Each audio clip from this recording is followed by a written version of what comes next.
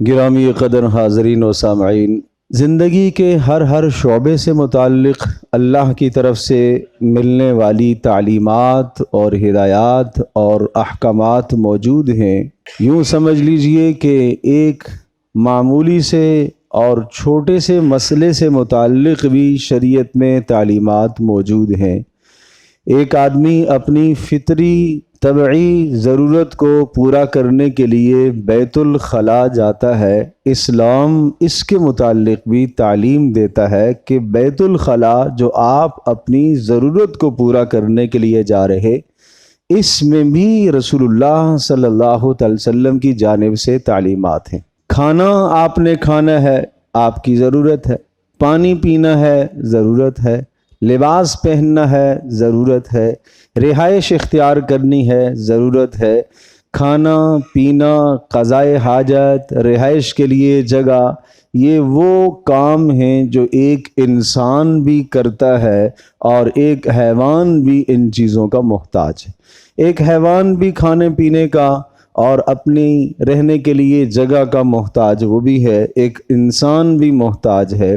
ایک انسان کو بھی آرام کی ضرورت ہے اور حیوان کو بھی حیوان کی ضرورت ہے، لیکن دونوں کی طرز زندگی میں فرق کیسے ہوگا کہ انسان کو اللہ نے آداب سکھائے، محمد رسول اللہ صلی اللہ علیہ وسلم کی پیاری زندگی عطا فرمائی، اس زندگی پر عمل کر کے یہ انسان حیوان سے جدا ہو کر ایک خوبصورت زندگی گزارتا ہے۔ اس جہان میں ایک آدمی اپنی کمائی کو کس طرح سے اختیار کرے، اپنا پیٹ پالنے کے لیے، اپنے بچوں کا پیٹ پالنے کے لیے کن ذرائع کو اختیار کرے، رسول اکرم صلی اللہ تعالیٰ علیہ وسلم نے یہ تعلیمات بھی عطا فرمائی ہیں۔ چنانچہ ان تعلیمات میں پیارے پیغمبر صلی اللہ تعالیٰ علیہ وسلم نے آمدنی کے ذرائع اختیار کرنے کے لیے جو سلسلے بتائے ہیں، ان سلسلوں میں ایک تجارت کا انتہائی نفع بخش سلسلہ پیارے پیغمبر صلی اللہ تعالیٰ علیہ وسلم نے بتلایا، اور قرآن مقدس کی آیات بینات سے بھی اس معاملے کو بہت صفائی کے ساتھ واضح کیا گیا۔ باہمی معاملات زندگی میں ایک آدمی کے پاس دوسرے کا ناحق مال نہ آئے، اس کو حرام قرار دیا گیا کہ دوسرے کا مال آپ نہ استعمال کریں، حرام مال کے قریب آپ نہ جائیں۔ جس چیز سے اللہ نے منع فرمایا، جس کو صاف صاف حرام کر دیا، اس مال کے قریب نہ جائیں، اس سے تمہاری دنیا بھی تباہ ہوگی، تمہاری عاقبت اور آخرت بھی تباہ ہوگی۔ اور وہ چیزیں جن کمائیوں سے، جن آمدنیوں سے اللہ نے روکا ہے، جو حرام کی آمدنی ہے، اس آمدنی میں ایک آمدن سود کی آمدن ہے، جس سے قرآن و سنت میں ہمیں شدید ترین منع کیا گیا ہے۔ اور اس وقت کی نشست میں جو آیات بینات سورۃ البقرہ کی میں نے تلاوت کی ہیں، 275 سے لے کر 281 تک، یہ 6 آیات بینات یہ سودی نظام کی قباحت کو اور اس کی شناعت اور اس کی برائی کو بیان کر رہی ہیں، اور اس سودی نظام کا نقصان معاشرے پر کیا پڑتا ہے، اور اس سودی نظام کا نقصان انسان کی ذات پر کیا پڑتا ہے، اور اس سودی نظام کا نقصان انسان کی آخرت پر کیا پڑتا ہے۔ تمام مسائل کو یہاں اللہ پاک نے ذکر فرمایا۔ آخرت کا نقصان یہ سمجھایا، اور اس کے ضمن میں دنیا کا نقصان بھی ہے۔ الذین یأکلون الربا لا یقومون الا کما یقوم الذی یتخبطہ الشیطان من المس۔ وہ لوگ جو اس دنیا میں سود کھاتے اور وہ قیامت کے دن جب اٹھائے جائیں گے، میدان محشر میں آئیں گے، تو اس طرح سے آئیں گے جس طرح سے شیطان کے چھونے سے، آسیب کے چھونے سے، ہاتھ لگانے سے کوئی آدمی خبطی ہو جاتا ہے، کوئی آدمی پاگل ہو جاتا ہے، مجنونانہ حرکتیں کرنے لگتا ہے۔ اس طرح سے سود کھانے والا آدمی میدان محشر میں لایا جائے گا۔ اس سے مراد صرف سود کھانے والا جو سودی مال کو کھاتا ہے وہی مراد نہیں ہے، اس سے مراد سودی کاروبار کرنے والا، چاہے سود کے مال کو وہ اپنی تجارت میں لگائے، چاہے وہ کھانے پینے کی چیزوں میں لگائے، چاہے سودی مال سے وہ اپنا گھر بنائے، چاہے وہ سودی مال سے اپنا کپڑا خریدے، غرض یہ کہ کوئی بھی اس نے سودی لین دین کیا، کسی بھی قسم کا سودی معاملہ اس نے کیا تو اس کی آخرت کی سزا یہ ہے، میدان محشر میں جب اٹھایا جائے گا، جس طرح سے اس دنیا میں ایک باولا آدمی جس پر شیطان اثر انداز ہوتا ہے تو وہ اپنی حرکات و سکنات سے پہچانا جاتا ہے، بہکی بہکی باتیں کرنے لگتا ہے، منہ سے ہذیان بکنا شروع کر دیتا ہے، وہ تمیز کھو بیٹھتا ہے، یہ اس کی ماں ہے، یہ اس کی بہن ہے، یہ اس کا والد ہے، یہ اس کا بھائی ہے، وہ رشتوں اور نعتوں میں تمیز کھو بیٹھتا ہے۔ کیوں؟ اس لیے کہ شیطان نے اس کے دماغ میں اثر پیدا کر دیا ہے اور اثر انداز ہو گیا ہے شیطان، جس کی وجہ سے وہ فرق کرنا بھول گیا ہے، تمیز کھو بیٹھا ہے۔ اسی طرح سے میدان محشر میں سود خور آدمی ایسے ہی اٹھایا جائے گا۔ تو گویا کہ آخرت کی اس کی سزا یہ ہے کہ وہ خبطی ہوگا، اور یہ جو سزا آخرت کی بیان کی گئی ہے یہ اس لیے کہ سود خور آدمی دنیا کے اندر بھی خبطی ہوتا ہے۔ کیوں؟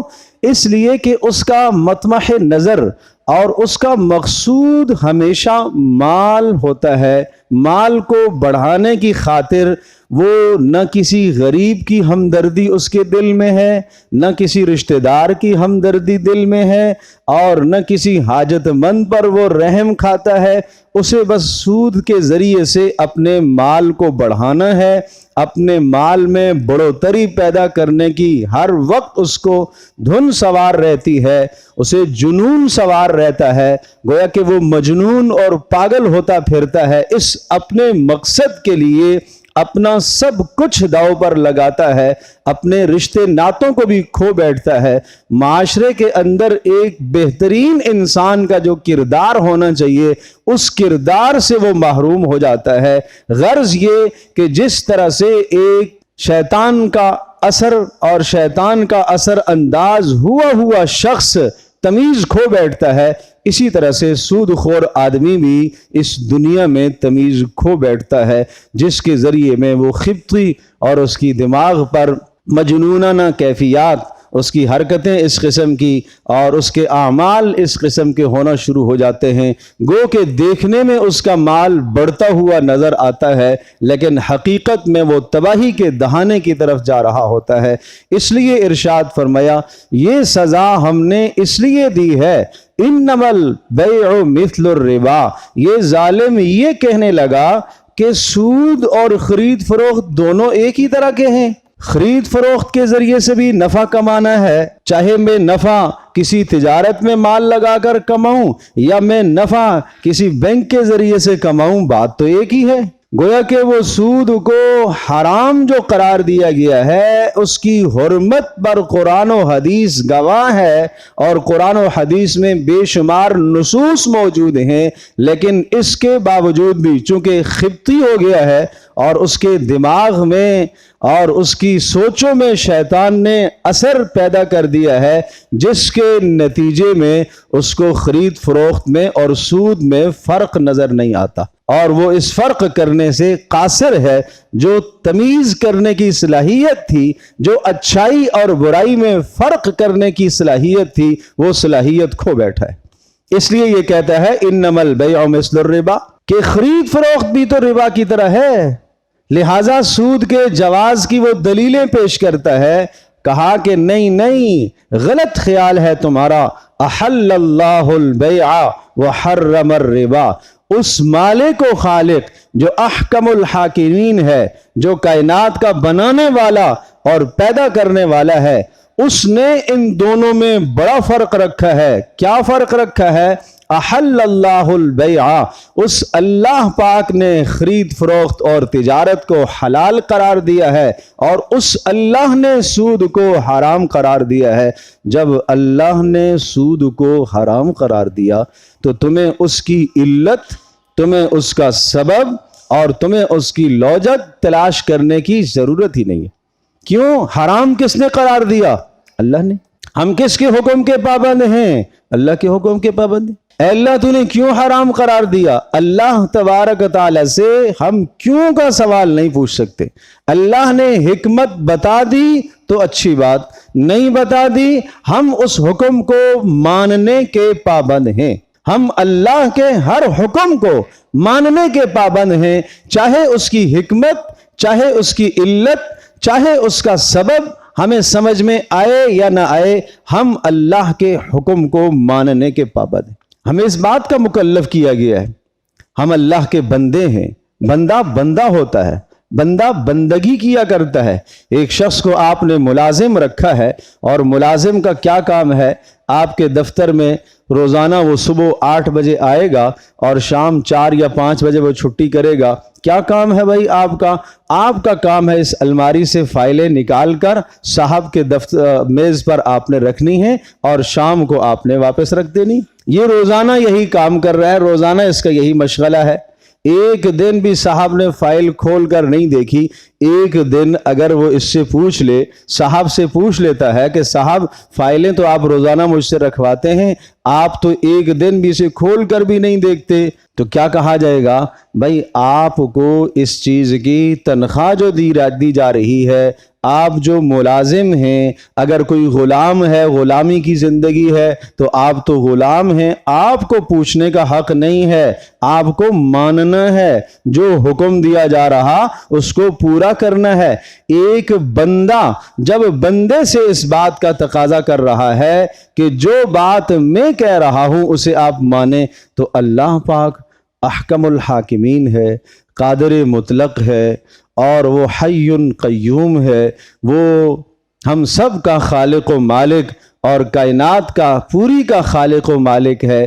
کیا اسے اختیار نہیں ہے کہ جس حکم کو چاہے نافذ فرمائے، جس چیز کو چاہے حلال قرار دے، جس چیز کو چاہے وہ حرام قرار دے؟ وہ اللہ کی مرضی ہے۔ فرمایا احل اللہ البیع وحرم الربا فمن جاءہ موعظۃ من ربہ فانتہی فلہ ما سلف۔ آج نصیحت آپ نے سن لی، آج اللہ کا حکم سن لیا، اللہ کا پیغام سن لیا کہ سود کو اللہ نے حرام قرار دیا ہے۔ فرمایا اب یہ نصیحت سن لینے کے بعد، یہ بات معلوم ہو جانے کے بعد، جو آدمی سود خوری سے توبہ کر لیتا ہے، اپنے آپ کو روک لیتا ہے، فَلَهُ مَا سَلَف، اس کو اصل مال یا ماضی میں جو کچھ ہو چکا تو وہ تو درگزر ہے، ماضی میں جو کچھ ہو چکا وہ تو درگزر ہے، اللہ معاف کر دے گا۔ وَأَمْرُهُ إِلَى اللَّهِ، اس کا معاملہ اللہ کے سپرد ہے۔ اگر اس نے خالص توبہ کر دی تو وہ توبہ مقبول ہے اللہ کے ہاں، اور اگر اس نے دکھلاوے کے لیے توبہ کی تو وہ توبہ اس کی مردود ہو جائے گی۔ وَمَنْ عَادَ فَأُولَئِكَ أَصْحَابُ النَّارِ هُمْ فِيهَا خَالِدُونَ۔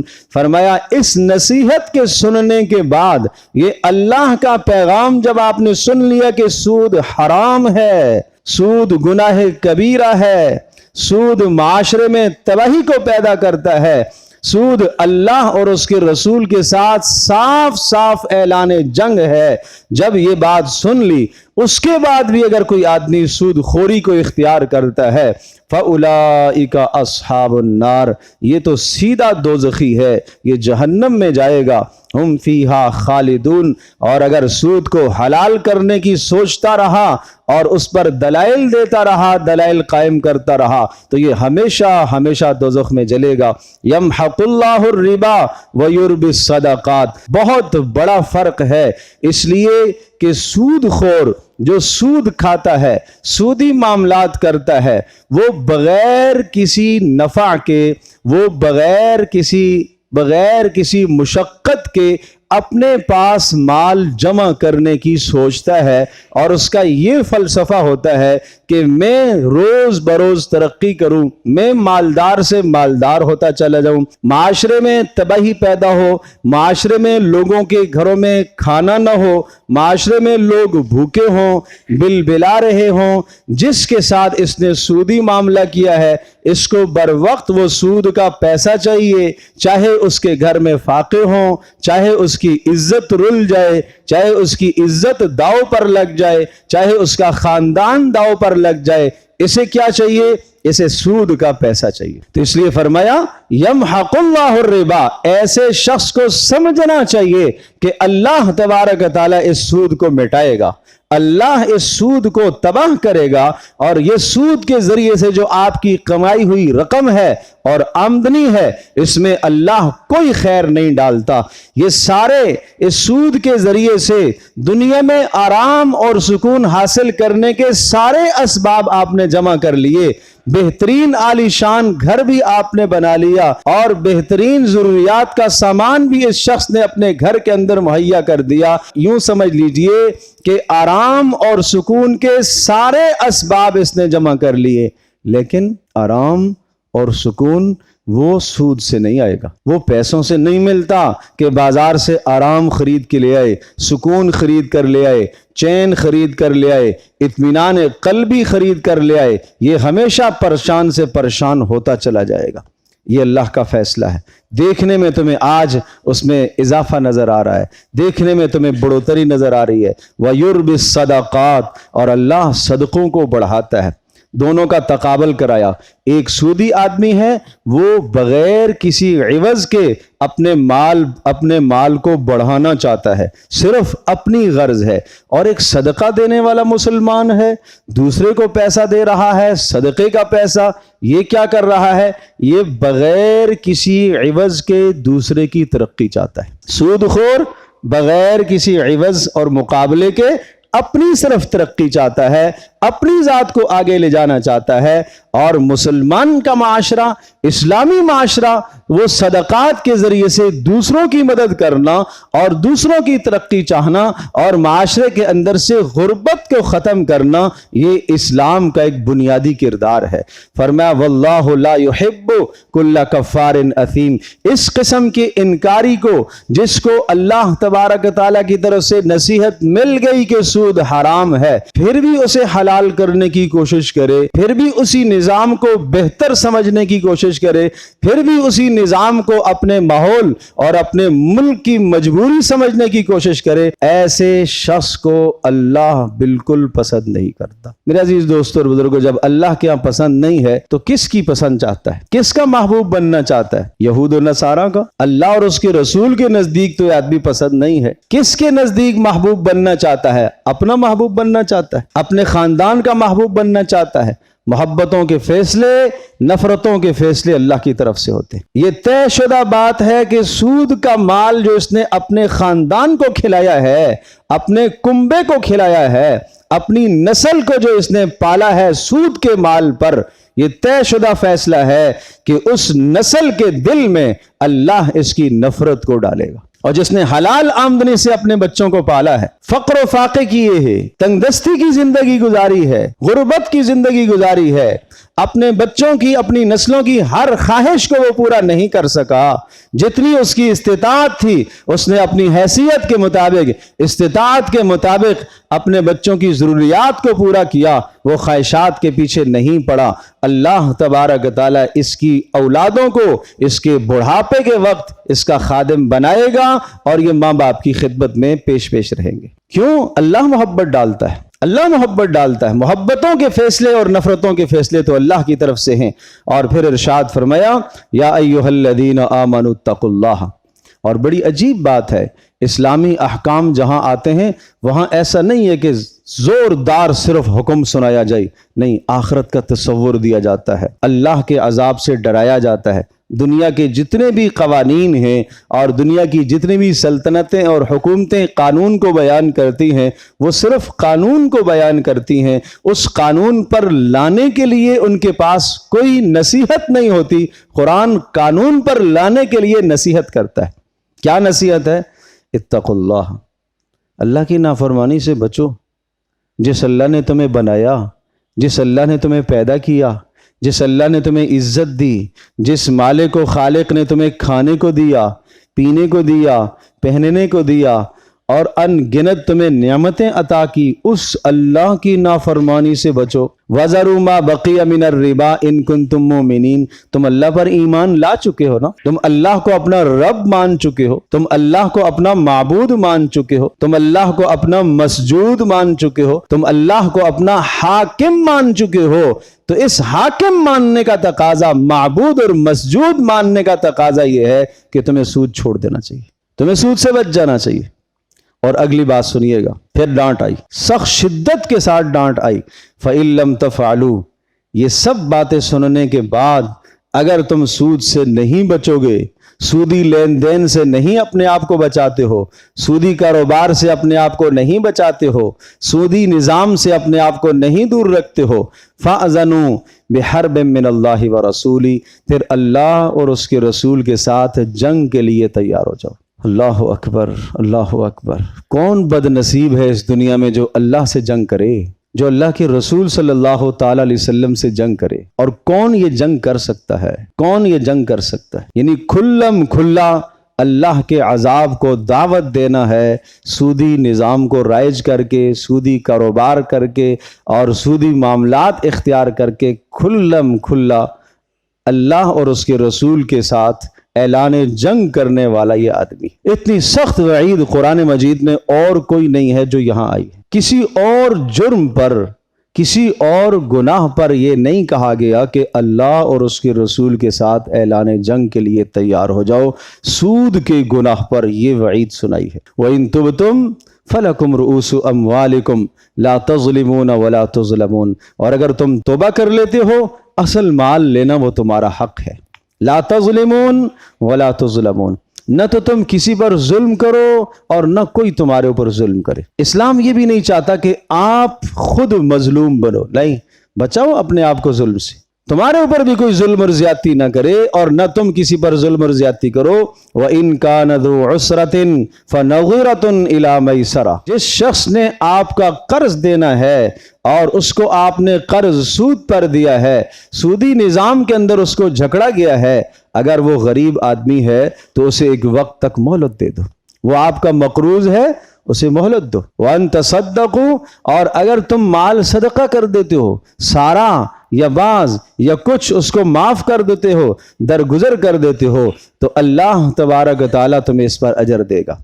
वत्तक़ू यौमन तुरजऊन फ़ीही इलल्लाह, हुक्म से पहले हुक्म के बाद तरगीब देखो, वत्तक़ू यौमन तुरजऊन फ़ीही इलल्लाह, उस दिन का ख्याल करते रहना और न भूलना जिस दिन तुमने अल्लाह के पास पहुंचना है। तो तुम्हारे अमाल सारे के सारे अल्लाह के सामने पहुंचेंगे। सुम्मा तुवफ़्फ़ा कुल्लु नफ्सिम मा कसबत, और फिर तुम्हें तुम्हारे किए का पूरा पूरा अजर अल्लाह के यहाँ मिलेगा। जो कुछ तुम करोगे उसकी सज़ा, और इसी तरह से जो नेक अमल है और उस नेक अमल की जज़ा और बद अमल की सज़ा तुम्हें मिलेगी। प्यारे पैगम्बर सल्लल्लाहु ताला अलैहि वसल्लम के इरशादात में से चंद अहादीस इख्तिसार के साथ पेश करता हूँ। सूद के मुताल्लिक रसूलुल्लाह सल्लल्लाहु ताला अलैहि वसल्लम ने क्या इरशाद फरमाया? 7 गुनाह ऐसे हैं जो तबाह कर देने वाले। मुझे इस वक्त उन 7 को जिक्र नहीं करना, वक्त कलील है। उन 7 में से एक गुनाह सूदखोरी है, जो इंसान को तबाह करके रख देता है। आदमी की दुनिया भी, आदमी की आकिबत भी तबाह करता है। प्यारे पैगंबर सल्लल्लाहु अलैहि वसल्लम ने इरशाद फरमाया, एक रात को सुबह को आपका मामूल मुबारक ये होता था कि फजर की नमाज के बाद आप नमाजियों की तरफ मुतवज्जे होते थे और पूछते थे, आज किसी ने कोई ख्वाब देखा? तो अगर कोई ख्वाब किसी ने देखा हुआ होता तो आप ताबीर इरशाद फरमा दिया करते। एक दिन इसी तरह से आपने पूछा, लोगों ने जो बातें बताई आपने ताबीरात बताई, फिर आपने फरमाया आज मैंने ख्वाब देखा। और रसूलुल्लाह सल्लल्लाहु अलैहि वसल्लम का ख्वाब, नबी का ख्वाब क्या होता है? वही होता है, नबी का ख्वाब वही होता है। तो आपने इरशाद फरमाया, मैंने देखा 2 शख्सों को मैंने देखा जो मेरे पास आए और मुझे बैतुल मक़दस पर ले गए, और फिर हम आगे चले और एक बड़ी हमने खून की नहर देखी। खून की नहर, جس میں ایک آدمی کھڑا ہے اور دوسرا آدمی نہر کے کنارے پر ہے اور وہ زور زور سے اسے پتھر مار رہا ہے، اور جب اسے پتھر مارتا ہے تو پھر وہ نکلنے کی کوشش کرتا ہے، پھر اسے پتھر مارتا ہے، پھر یہ بیچ میں جا کے گرتا ہے، مسلسل یہ معاملہ اس کے ساتھ ہو رہا ہے۔ تو میں نے ان دو ساتھ لے جانے والوں سے یہ پوچھا کہ یہ کیا معاملہ ہے، یہ کون لوگ ہیں؟ تو انہوں نے بتایا کہ یہ جو خون کی نہر میں قید آدمی ہے، یہ وہ ہے جو سود خور ہے، سود کی سزا اس کو مل رہی ہے۔ اللہ اکبر۔ اور پیارے پیغمبر صلی اللہ تعالی علیہ وسلم نے ارشاد فرمایا، لعنت فرمائی ہے سود لینے والے پر، سود دینے والے پر، سود کا معاملہ لکھنے والے پر، سود کا گواہ بننے والے پر بھی لعنت فرمائی۔ تو پھر کیسے جواز ہو سکتا ہے، کیسے گنجائش ہو سکتی ہے؟ پھر ہم اپنی آمدنی کو کیوں نہ پاک کریں اس برائی سے، اس ضلالت سے اور اس گندگی اور غلاظت سے ہم اپنی آمدنی کو کیوں نہ پاک کریں، جو ہمیں بھی تباہ کرے گی اور ہمارے معاشرے کو بھی اور ہماری نسلوں کو بھی یہ تباہ اور برباد کر کے رکھ دے گی۔ اور پیارے پیغمبر صلی اللہ علیہ وسلم نے ارشاد فرمایا جو سود کا ایک درہم، اس زمانے میں سکہ درہم اور دینار رائج تھا، بڑے معاملات کے لیے ہوتا تھا اور درہم چھوٹے معاملات کے لیے ہوتا تھا۔ تو آج کا جو جس زمانے کا سکہ ہے، جو جس زمانے کی کرنسی ہے، وہی آپ مراد لے لیں۔ فرمایا جو شخص سود کا ایک درہم کھاتا ہے وہ 36 مرتبہ زنا سے بھی زیادہ بدترین جرم کرتا ہے۔ ایک زنا نہیں، دو نہیں، تین نہیں، 36 مرتبہ بھی زنا سے بدترین جرم کرتا ہے۔ تو آپ کا کیا خیال ہے، اگر کوئی معاشرے میں ایسا بد نصیب آپ جانتے ہو جس نے ایک بار، دو بار، 4 بار، 6 بار، 10، 20 بار زنا کا جرم کیا ہو تو اس کی معاشرے میں کیا وقعت ہے؟ اس کو کون عزت سے دیکھے گا؟ اللہ کے رسول صلی اللہ علیہ وسلم بتا رہے ہیں کہ جو سود خور ہے وہ 36 مرتبہ زنا سے بھی بدترین جرم کرتا ہے۔ اللہ ہماری اور ہمارے اس معاشرے کی حفاظت فرمائے۔